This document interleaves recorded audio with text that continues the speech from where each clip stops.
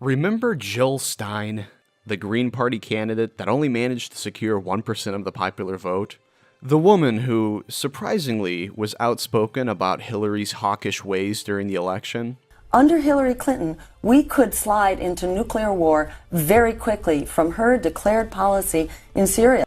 Well, now we have a new Jill Stein. You see, while Americans were in a food coma over the holiday, Jill Stein decided that the elections were hacked, even though the US government released a statement stating that there was absolutely no hacking discovered. But she doesn't care about that, and has raised money to do recounts in states such as Michigan, Wisconsin, and Pennsylvania. Now, what do these states have in common? Well, they were all states that went to Donald Trump, of course. And in the eyes of incredibly out-of-touch politicians and left-wing fanatics, if blue states go red, there must be foul play. But wait, how did Stein go from this? Led the way in Libya. She's trying to start an air war with Russia over Syria, which means if Hillary gets elected, we're kind of going to war with Russia, folks. To this.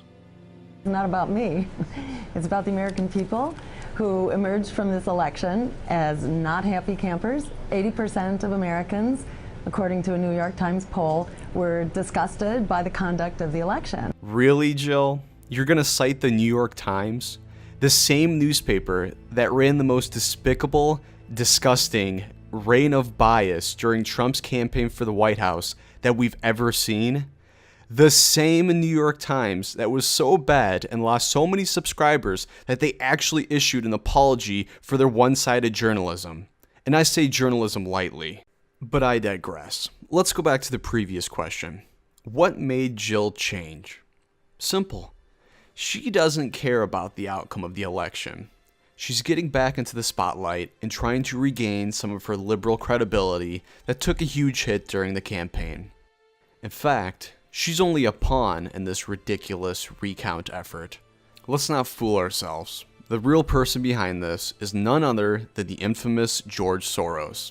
Oh, you know, the same guy who the mainstream media never mentions, but gives money to Black Lives Matter and every other group that is entirely against America and the values that you cherish. A recent Breitbart article featured predominantly on Drudge Report reminded us of how Soros has funded these sorts of things before. You see, while Jill and the rest are trying to make this out to be some sort of organic movement, you know, like they said the massive Trump isn't our president protests were organic until we found out that Soros was funding those as well and busing protesters into Chicago from Milwaukee.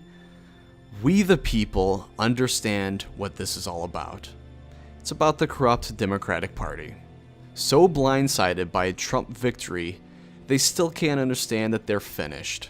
They want to use this recount as a way to cost Trump electoral votes, a way to stir up more unrest in America, and delegitimize him as our next president by telling the American people, look, he lost the popular vote and struggled in the Electoral College.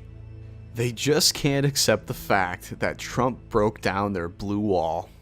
Instead, they like to pretend that Russia hacked into the machines, all the while laughing at Donald Trump for raising the idea that states like Virginia and California contain fraud with illegals voting in massive numbers. A claim that isn't too far-fetched, considering President Obama frighteningly gave illegals a nod to vote just days before the election. Of the millennials, dreamers, undocumented citizens, and I call them citizens because they contribute to this country, are fearful of voting. So if I vote, will immigration know where I live? Will they come for my family and deport us? Not true.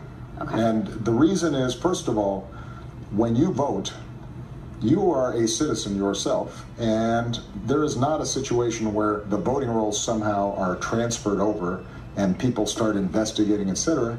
The sanctity of the vote is strictly confidential.